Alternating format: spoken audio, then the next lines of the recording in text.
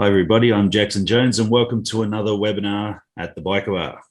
There are a whole lot more webinars to come, so check out the Biker Bar website and subscribe to monthly newsletters so that you don't miss any live events. Today, I'm talking to Osman Yissah, founder and CEO of Rockwell Martyn, a bold new motorcycle company that's changing the way we think about motorcycles.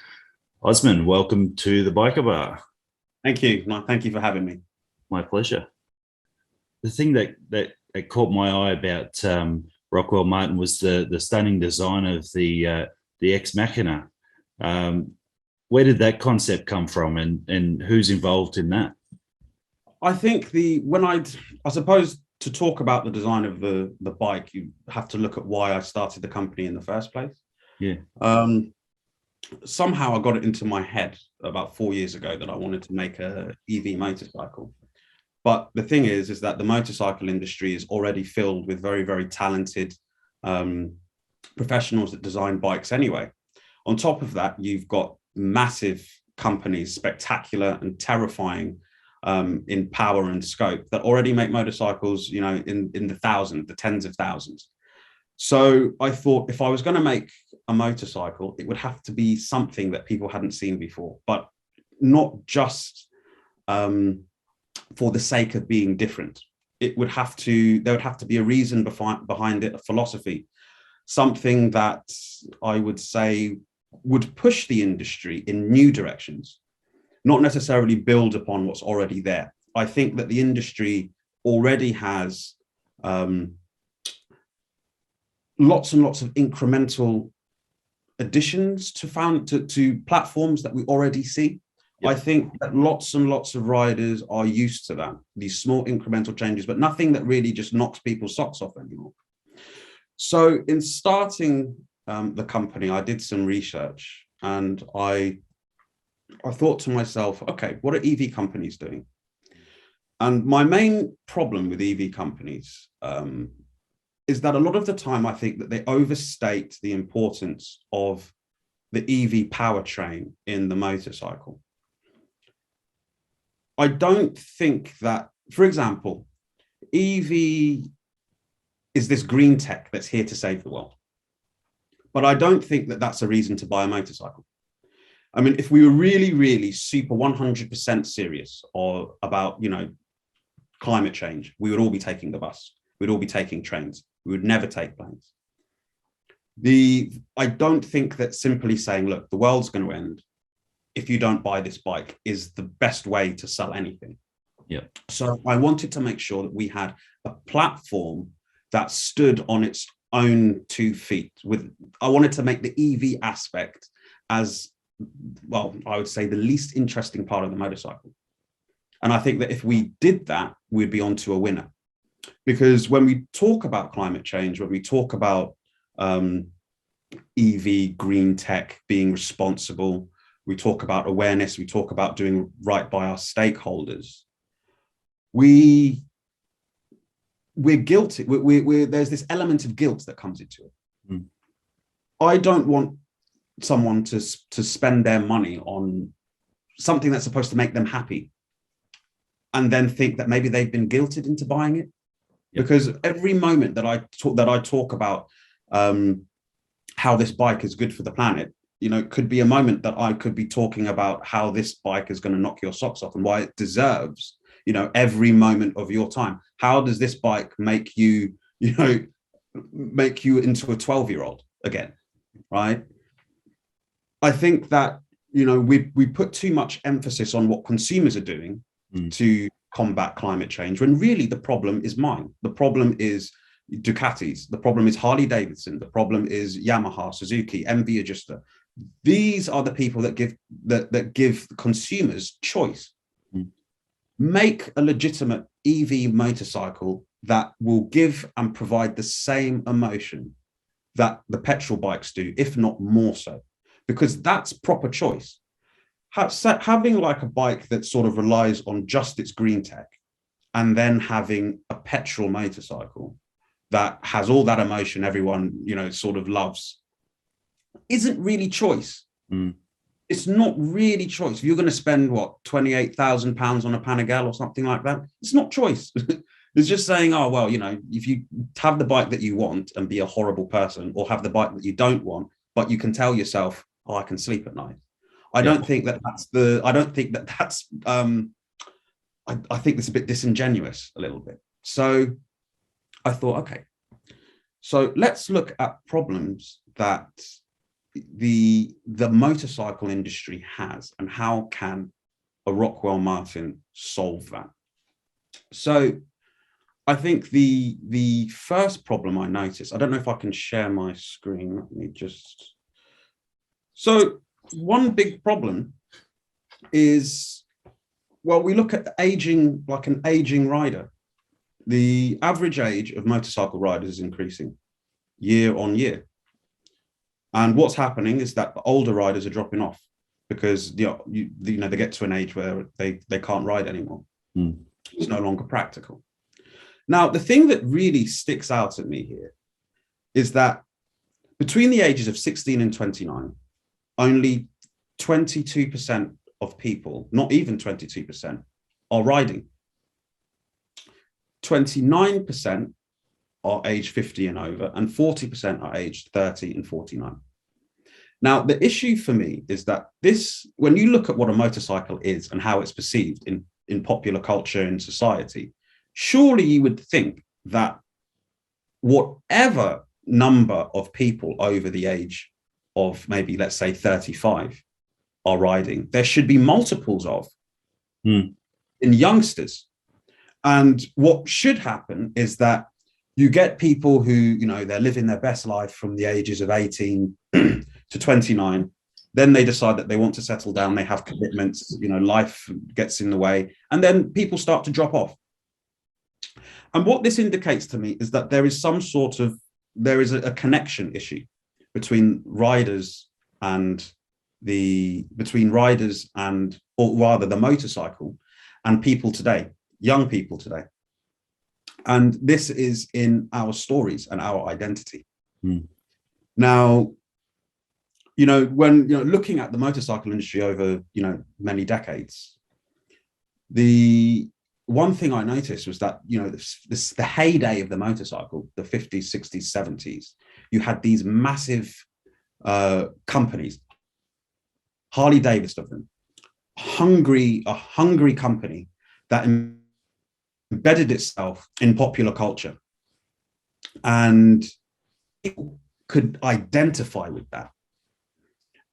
Young people just wanted to get on a bike because it wasn't necessarily about the bike, it was about being the rider.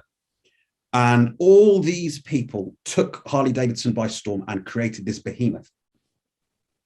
And by the end of that, these large, massive motorcycle companies were like, these guys here are our generation. These are our golden people. We want to make bikes for these people. As they age, they're going to afford, they will be able to afford bigger bikes. They've already got the licensing. So we don't have to worry about that. They're already loyal. It's not a problem. You don't have to teach them new things. So what happened was that as their riders, their golden generation aged, so did those companies. Those companies aged as well. And I always liken this to the Harry Potter films. Like in the beginning, Harry Potter was a youngster, and it was very much a kid's film. By the end of the series, the films were very dark. They were very adult. They were dealing with adult themes because those characters had aged. They'd become adults themselves. And in the same way, the way that Harley Davidson comported itself also changed. It was no longer this hungry pop culture sort of icon. It became this staple. It became this staple for a maturer person. And with that goes this appeal to the youngsters.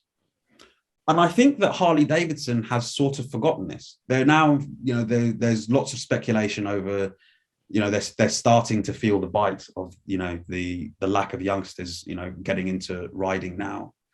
and I've been following them, and there seems to be a lot of indecisiveness over what to do. And it seems kind of crazy that a company like that has sort of forgotten what it did to become big in the first place.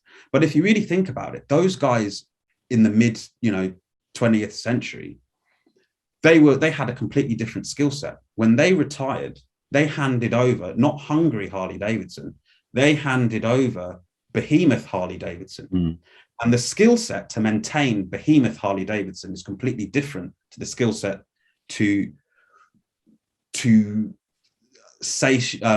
let's say feed hungry, a hungry company.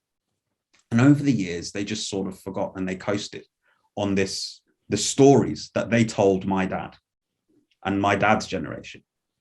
And it's not just limited to Harley Davidson. It's not just limited to the big motorcycle companies. In loads of different industries, there's always these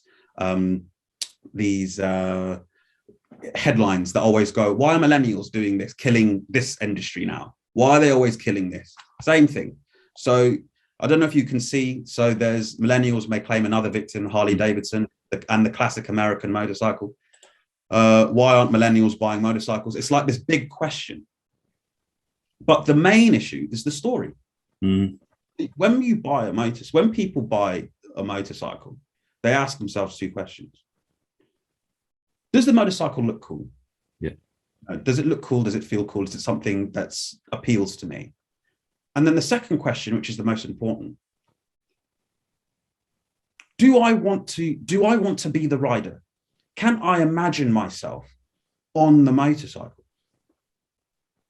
If you pass the first question and fail the second one, you may as well be trying to sell someone like an F-35 or a tank or something. It's just not going to work. I mean, sure, yeah, those things are cool, but what are you going to do with it if you bought it? Yeah. And it's really, really important to drive this point home, because the industry seems to act like motorcycles are a different version of a car or something. But on a fundamental level, they're not. See, if you were to buy a car, your car interacts with your identity in a completely different way to a bike. See, a car, let's say you were to buy a Lamborghini, doesn't matter what you're wearing, people see you get out of a Lamborghini, whatever they would think of you immediately gets filtered through whatever that Lamborghini is saying. Yeah. If you imagine you decide, I'm just going to go to the shops in my boxer shorts, right? But you get out of a Lamborghini, people are going to think, this is probably just some eccentric guy. Maybe he's a musician or something, but he's probably an eccentric rich person. Nothing wrong. Nothing wrong with that. See it all the time. But if you, let's say, were driving, and no offense to anyone who has one of these, but like an Opel or something, we call them Vauxhalls here.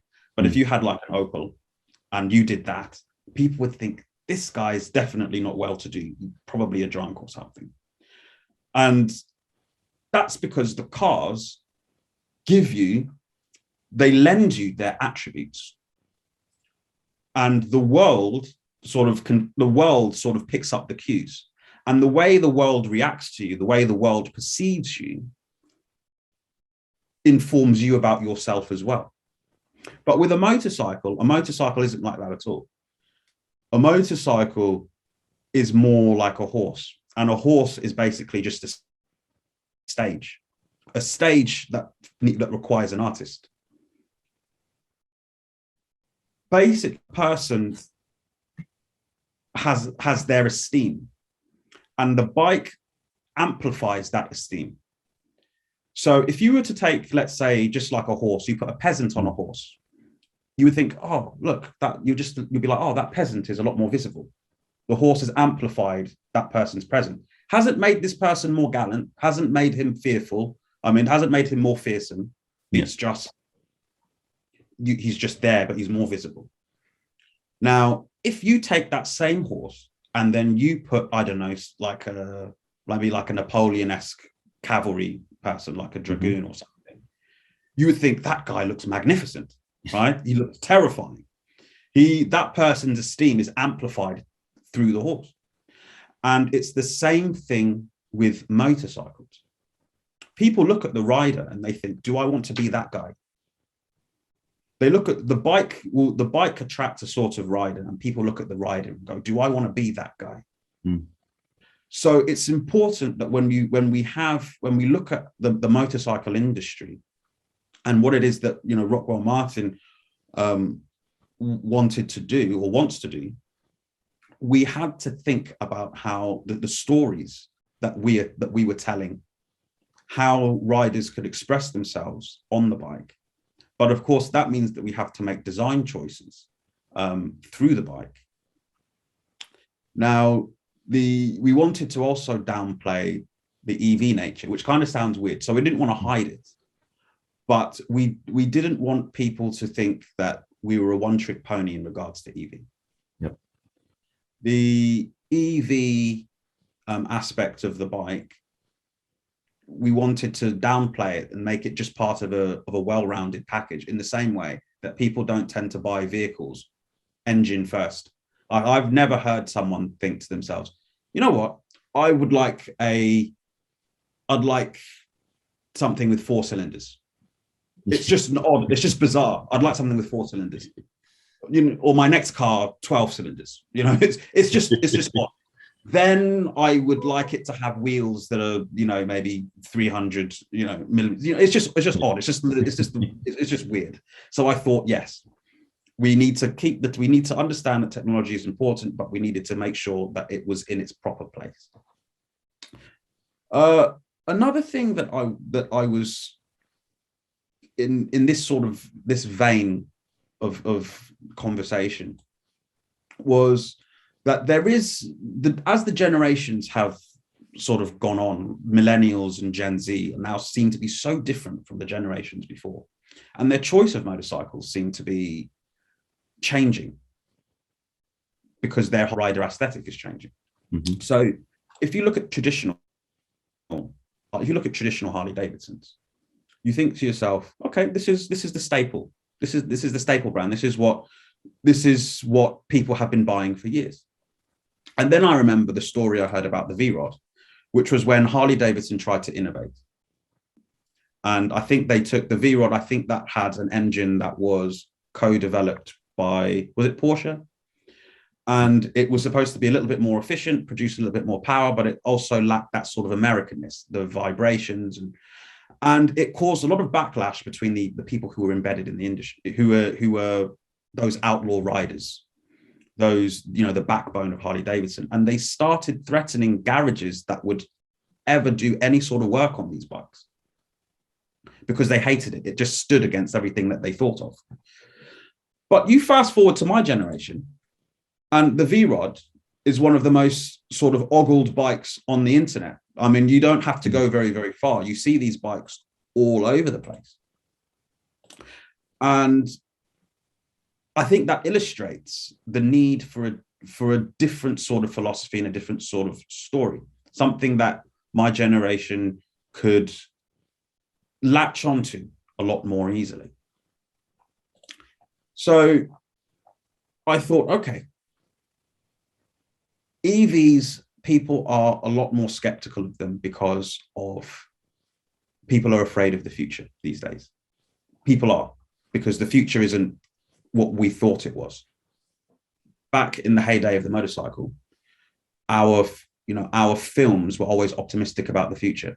You look at, for example, if you look at Back to the Future, you've got Demolition Man there, very, very colorful, very, very vibrant, like almost comical. You've got Escape from New York. Even when it was dystopian, it was sort of cool, and you were like, this is amazing. But all of a sudden, you could probably almost pinpoint this to Minority Report. Minority Report came, and suddenly the futuristic design sort of changed pretty much from this point. Everything sort of stemmed from this, almost, at least to my mind. And we started getting things like washed out colors. And there was this, I noticed that things started becoming a bit more sterile, but then there was this idea of, you know, like automation sort of coming and taking, you know, the point of view away. So you've got, these are our new future like future films that we see. And most of the time, it's telling us how we're going to die, in a very realistic point of view. You've got Interstellar, food blight has come along and, you know, killed our ability to feed ourselves. 2012, people riding motorcycles, cars, planes, ships, and all that have caused the world to implode, and are to try and kill us. And these are things that could happen. I mean, we've just survived the pandemic now. So we're very, very, very sort of skeptical about the future. So we realized that being a bike that was sort of representing the future, we had to change that sort of narrative. And we wanted to take a stand against things like automation, right? I mean, I'm sure we've all felt it. We don't really have to apply ourselves in our day-to-day lives very much anymore. You don't have to go shopping if you don't want to. There's a phone app for that. You don't have to even get your fast food anymore. There's a phone app for that. You don't have to turn taps or faucets on because it's all motion censored. If you don't want to speak to someone in person, or even go to work, there's Zoom. We're using Zoom right now. Yep. You've got these people complain that their cars have got too much power steering because it's just so easy now that you can't even feel the road. And it's this issue of redundancy, that we're becoming redundant in our own lives, that makes the future less appealing. So how about we create a bike that still, no matter how technologically advanced, it can be, it will always need the rider. It will always require the rider's attention, because that's where the reward is. Where you put effort in, that's when you get the reward. That's when the emotion comes in. I can't remember the last time someone told me of something that required no effort that gave them so much emotion. One other thing that I wanted to highlight when I was doing the research, and this one was actually quite dear to me, actually, was the Ex Machina being like a sport, being a superbike. We were looking at the current superbikes on the market. So we were looking at everything from, your MB Ajuster F4s all the way down to, the EV Energica Ego. Mm-hmm. And one thing that stood out, at me was just how sort of similar they all looked. And to the rest of the world, you can understand how a lot of this would just go over their head. And I understand why, these bikes are like this. And this isn't me sort of tearing them apart, because they have a use, they have a purpose. These are motorsport, these are motorsport bred beasts. Yeah. But the world doesn't understand that. Bikers do, but the rest of the world doesn't understand that, and they should. But in making bikes that are motorsport bred, it limits your ability to express yourself through the bike, because you've got motorsport regulations to deal with, and you've got performance to deal with, and you've got homologation and all of these things. And when we think of superbikes, it would definitely make sense to say, oh, so superbikes must be like supercars. So the analog of a superbike must be a Ferrari. But that's not the case. An analog to a superbike is more like, I don't know, you know what? Aussie supercars. Oh, yeah. Yep. Like V8 supercars or British touring cars, something like that. That's the analog to them. So basically cars, so for example, you were to take a Holden or a Ford Falcon or something. Yeah. You could, but let's say you could get an edition of it that had the roll cage in it, that had the performance package and all that. That would be it. BMW GTS, that would be it, but it wouldn't be a Ferrari. These supercars aren't necessarily race bred, beasts. They're just very bold cars for the road, normally mid-engine. The Miura being the first supercar, it was almost took an anti-racing stance, weirdly enough. The Ex Machina really is our Miura, but in taking this stance that sort of freed you from the shackles of motorsport, not necessarily performance, but motorsport, it gave you so many design choices, or it gave us so many design choices that we could make through the bike when we were expressing ourselves. I mean, you look at the differences between these bikes and how nuanced they are, and then I'll show you like Formula One, the differences between Formula One cars. So we thought the Ex Machina should be the equivalent of, I don't know if you remember this, but Liz Hurley, that dress. Oh, yeah. That's what made Versace the number one sort of talked about brand that year. They did something that was bold, that had never really been done before. It was a statement piece. And we wanted our riders to do the same thing. You had Hugo Boss and all that doing suits and things like that. And you had Versace doing things like this. So when we were talking about the design of the bike, so this was the bike. Well, this is, our design. I wanted boldness, but I didn't want the bike to be very busy. When I talk about busyness, I think of bikes like these. Yeah. Reason why I didn't want busyness is because when I remember walking around the bike shows, and I thought to myself, when I close my eyes, I find it difficult to remember what they look like, so to speak, because their silhouette had been broken up into so many different elements that, almost like how camouflage works, I found it difficult to visualize. And when you want something, you can always remember it. You can always visualize it in your head. So a good illustration was like these Dazzle ships, like in World War One, where you can see how all these different elements together to break the ship up, trying to close your eyes and imagine. You can't.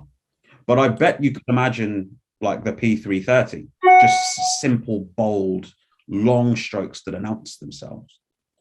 So that's how we arrived with the I'd say the boldness of our debut motorcycle, which is of course the Ex Machina.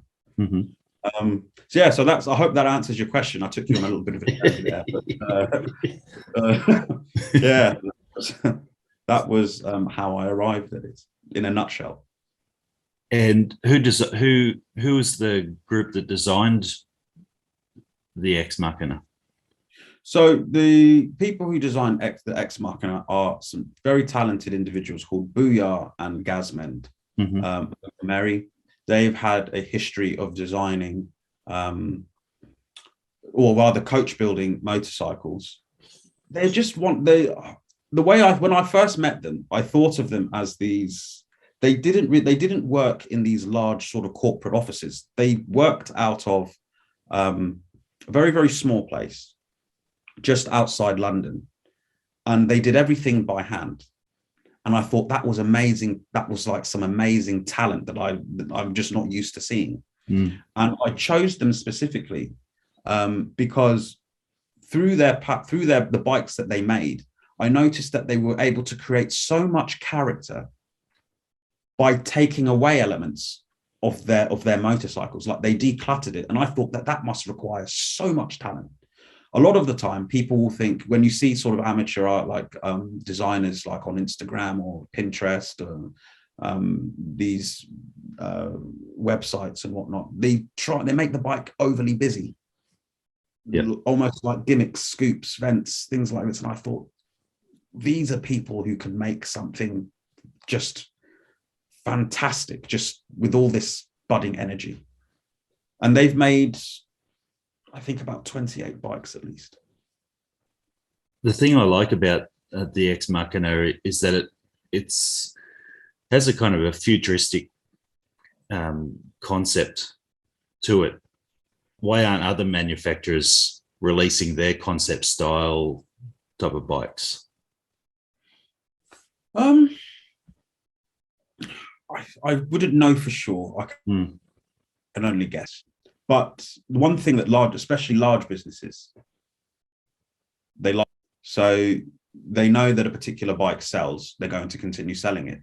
But the motorcycle industry, I've noticed, is very, very protective over the past. How many revivals do we see? I mean, we've still got bikes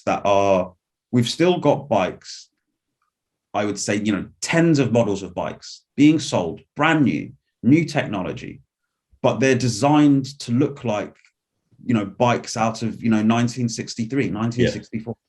Yeah. That's pretty much the whole of Royal Enfield, right? And that's the motorcycle industry. Much of it tries to sell you a slice of time. It's trying to sell you, the heyday of motorcycles. Yeah. So they're not so inclined to keep pushing these, the future at you. And then you've got on the sport bikes, again, they're very, very sort of race bred. Like there's few elements on those bikes that aren't designed to give this bike a performance edge. But obviously aero being what it is, if everyone tries to get the best aerodynamics, the bikes are going to, eventually converge into one sort of perfect form. And that's why we tend to see lots of super bikes sort of merging into one. What else do you think that makes the Ex Machina distinctive from other motorcycle manufacturers? So I personally am not a massive fan of tradition.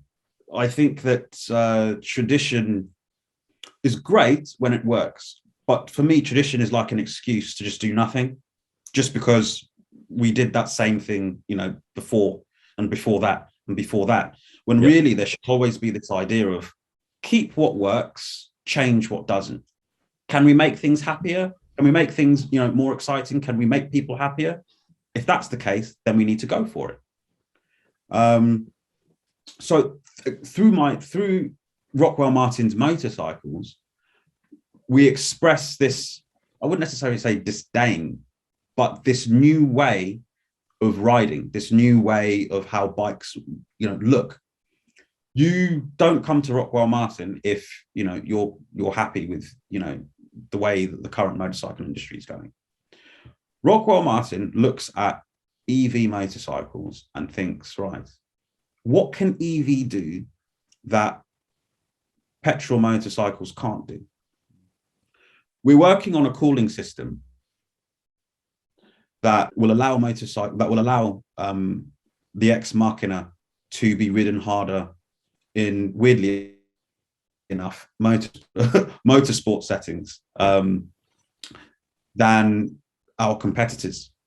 The one thing that EVs do have trouble with is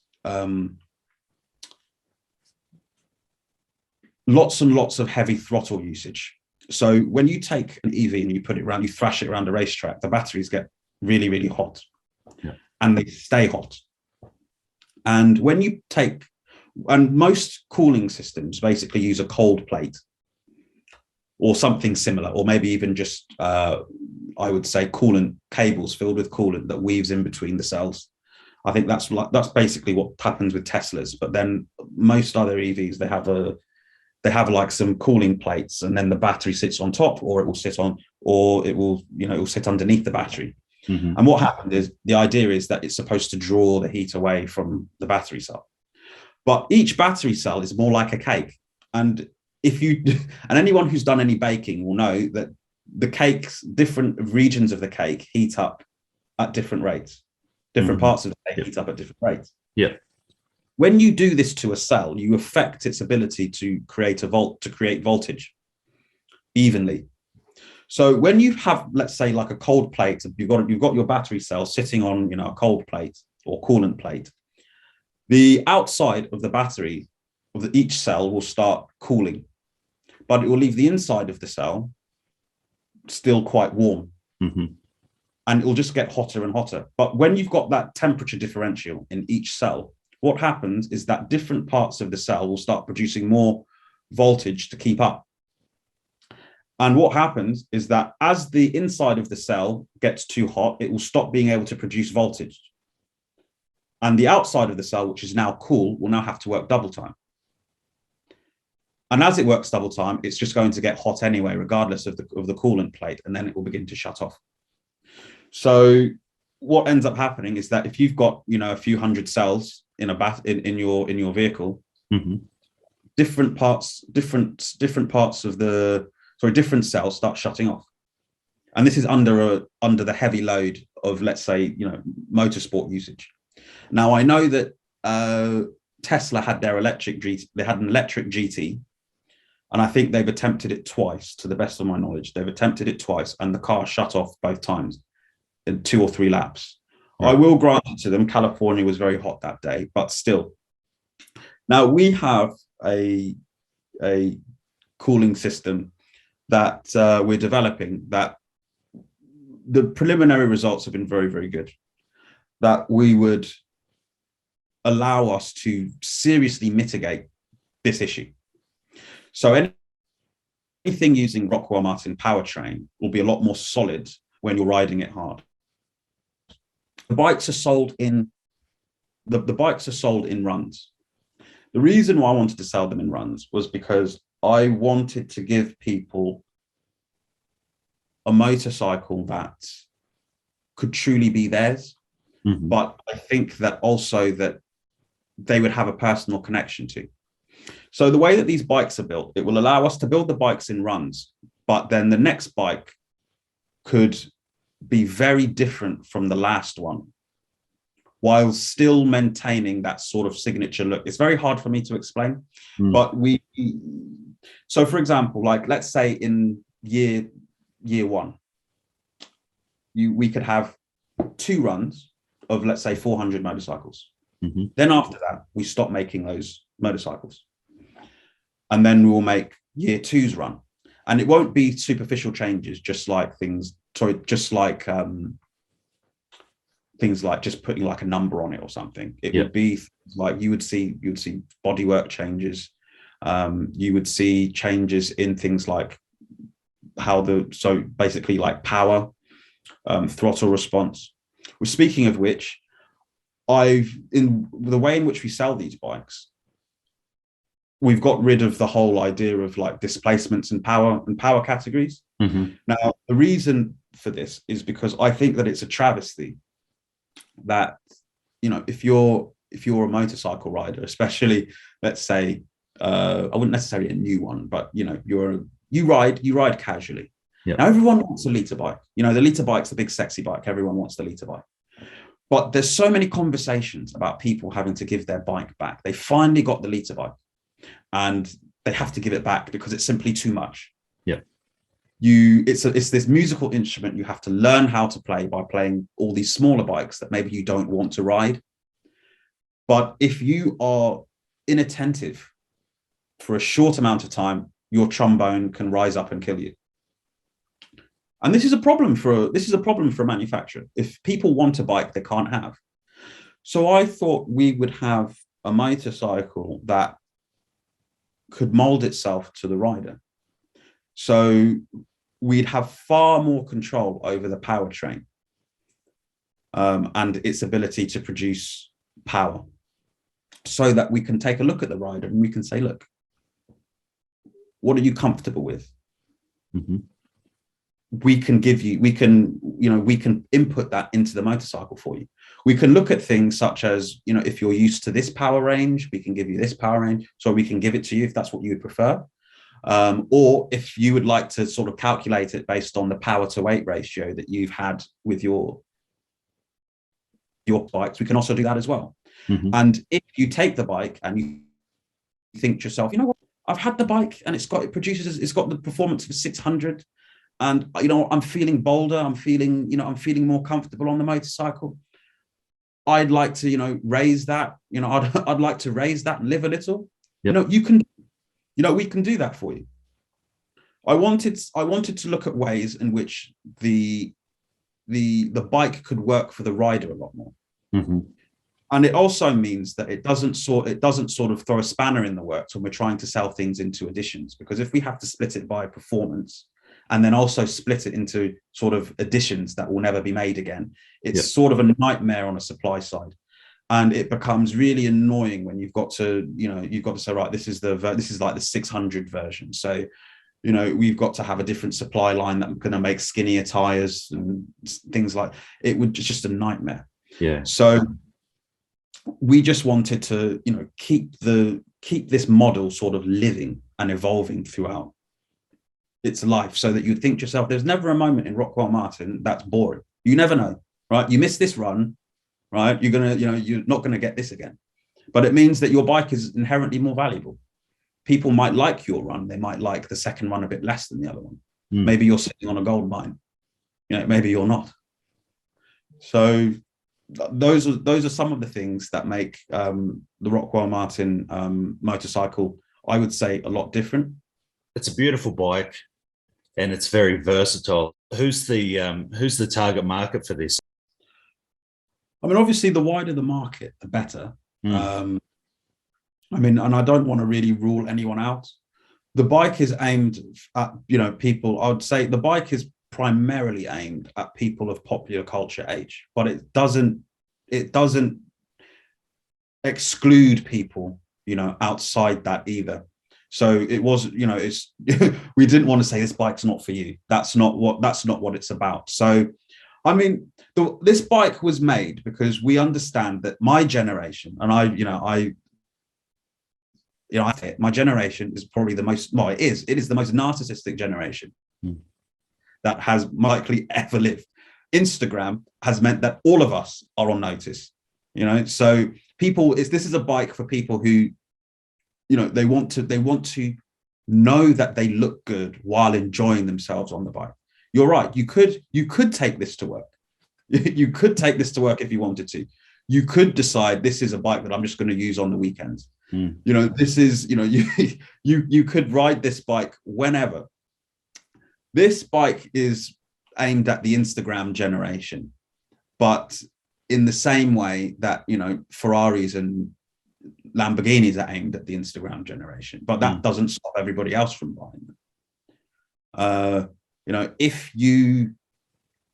If you think of riding as a lifestyle rather than just a hobby, then this bike is for you, because fundamentally I'm against this idea that motorcycles have become a hobby, because I think that there are two ways you can go. You can say it's a lifestyle, like we did in mid 20th century, and then as of course the industry matured and its riders matured, we said, okay, outlaw riders, that doesn't, we understand you guys don't do that so much anymore. So how about something that you just unpack your leathers on Saturday morning, and then on Sunday evening you put them back under your stairs, and then you go back and you do you run your consultancy company. Yeah. Because hobbies are not, hobbies don't really trend, because hobbies are personal. Yeah. It's very difficult to get people into hobbies, even though they're all fun. It's very difficult to get people into hobbies, but it is very easy to get people into lifestyles, because people always tell themselves, their subconscious tells them, I want to be the kind of person who rides a bike, not I want to ride a bike. I want to be the kind of person who rides a bike. Yeah. That's an identity changer. But hobbies aren't identity changers. They're just personal. If you view, motorcycling, as a lifestyle, then the Rockwell Martyn Ex Machina is definitely for you. What kind of tech is on this bike? I know it's got that minimal kind of look. What could people expect from the tech? So you would have your, you'd have your classic, you would have your classic EV sort of loadout. So you would have like regenerative braking. Of course, you would have, the motor. We are looking at head-up display as well, but that's not going to be included, and it's not going to be necessarily required. But one thing that I said when making this sort of company was that I didn't want to just I don't want to be a tech company. Yeah. I don't want to be shoving things at people that they don't need, or that's going to reduce the experience. And I think a head-up display would be great, because you don't have to, if you're zipping about, you don't have to look down, at your dashboard and sort of break that sort of fourth wall. Yeah. And think, I've got to look at the dials. No, it's just right there in front of you. You can be one. I only want the technology to sort of shorten the distance between the rider and the bike. Sure. So you've got on top of that, you'll have things like you'll have your traction control setting. There are a few things that I want to sort of leave until later because of the way in which we will market the bike. There will be 12 surprises. Sure. That I'm looking to drip feed as the prototype nears its completion, which I think that it's going to really knock people's socks off. Yeah. But I don't want to say too much yet. Sure. Where's the bike being manufactured? Whereas at the moment, because we're still in the prototyping stage, it's early to say, but it will be manufactured in the UK because it is a British bike. Yep. And I think that it's imperative that, it's made it's made in Britain. Yep. It's being designed it's being designed and engineered here in Britain with the best of what we've got. Yep. I think that's really it. Yeah. So we'll be looking to export it as well to other countries. So the United States is one place, Italy also as well, Germany as well. Oh, you'll have to send one down to Australia as well. I will. Indeed. So when can we expect to see the first of these rolling out of the production line? 2025. That's when we can do, because we're still an early stage company. Sure. So, but that's good because it gives us a lot of time. Because I want some more time with this design. I want to explore how we could possibly make it bolder, but I've got a lot of feedback about the seat. So a lot of people are a little worried about the seat. So I'm looking at it and I'm thinking to myself, okay, how do I address people's concerns? Yeah. But I don't necessarily want to capitulate. I want to solve this problem, but I want this boldness to stay. In fact, if anything, how can I increase the boldness and still give the people what they want? Yeah. So I want to spend some time with it, and we'll see. We'll see from there. But it's looking good so far. Yeah, that's cool. Oh, it looks amazing. Do you think the future of motorcycles is electric? I do, and for a number of reasons. So you've got these Euro regulations, and they are from the perspective of someone who makes petrol motorcycles, it's just unreasonable. We understand why these Euro regulations exist, but it's unreasonable. It's getting harder and harder and harder to get these engines to pass the Euro regulations that are coming thick and fast. Yeah. And ultimately, you're going to have to ask this question: what can we do with petrol motorcycles, or what can we do with petrol engines? Because a combustion engine, at its best, is probably about 40% efficient, with and still remaining practical. Yeah. So you're trying to force these engines to do something they're not, to be something they're not. And we've already started seeing the death of super sports, because lots of companies are thinking, well, it's not worth our time to keep making new engines for the amount of sales that we're getting. So how are you going to solve that? I don't think hydrogen is going to work for consumer vehicles, because we'd have to create thousands and millions of petrol stations just to, and you still got things like servicing and all that comes with petrol, that comes with owning a petrol vehicle. Whereas EV, it's sort of got rid of this need to constantly have bits removed and taken out, and you've got instant torque from zero. I mean, I'd love to say that this bike has got, it's got punch. It will have, lots and lots of punch, and we're nowhere near reaching energy density for batteries of any kind, really. So I do think it is the future of motorcycles. Earlier on in your presentation, you showed a graph of how younger people aren't necessarily riding as much as the older generation. Do you see more like an increase of bike sales for electric motorcycles, given that You don't need to go and fill up. You can essentially fill up in your garage if you've got solar power. You know, basically your power's free. You buy the bike and your power's free, and off you go. Do you think that would be an appealing thing for newer riders, younger generations? I think it would definitely be a bonus, but I don't think that's young people. Young people. I mean, I see all these reports, you know, on why these large market analysts think that, you know, young people aren't buying bikes. And a lot of it, I think you're giving young people too much credit. The young people see something that they want and they think, I must have it. And for a lot of it, it's as simple as that. Young people do, you know, silly things. If you, after, you know, learning to drive when you were 18, 20, if you could, right, you'd buy something with a massive V12 in it. You wouldn't even really think, how am I going to fill it up? You just go for it. The main thing is just creating this desire. I mean, I read a report that was talking about the most wanted brands between the ages of 12 and, you know, 17. You know what the biggest brands were for Christmas? This is what they wanted for Christmas between the ages of 12 and 17. The biggest brands were like Louis Vuitton, Michael Kors. Can you imagine? Like, I'm thinking to myself, the audacity. Like, you want 9 o'clock or 12. You should be playing Pokemon and climbing trees, telling me you want £500. What are you even going to do? You'll grow out of them.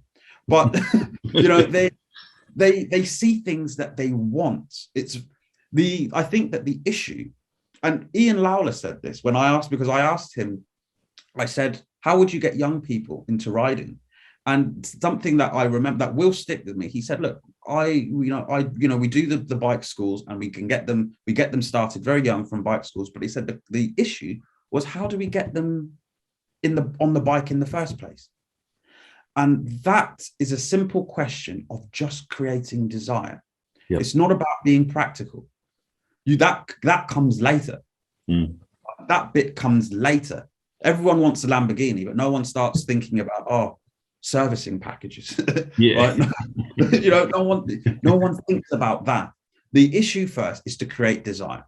When we're at a point where, you know, your people are putting up pictures of Rockwell Martyn on their walls. You know, that's a rider. Yeah. Right. That's a rider in the making. That person is always going to buy a bike. The bike may be out of his reach, right, even in his wildest dreams. But if he's got that poster on his wall or her wall, then, you know, that's someone who's going to convert. He's going to put the time, he or she is going to put the time in. They're going to get their licenses done, you know, and they're going to pick up a bike. And we all know that once you get on a bike, it's impossible to frown unless someone cuts you off, right? You know, it's once they're on the bike, that's it. You got them. So, yeah. Yes, I think that, you know, we could definitely get younger people, in the saddle, so to speak, for sure, 100%. Yeah. All right. Well, thanks for coming along today to the Biker Bar and telling us all about it. I think what you're doing here is amazing, and I can't wait for it to come out. I can't wait till 2025. Thank you. And you're sending one down to Australia. For sure. After this, for sure. I'll have your name. All right, mate. Well, thanks again for coming on board, and I look forward to talking to you again in the future. Thank you for having me. I really appreciate it. Thank you. No worries. Thanks, mate. Bye.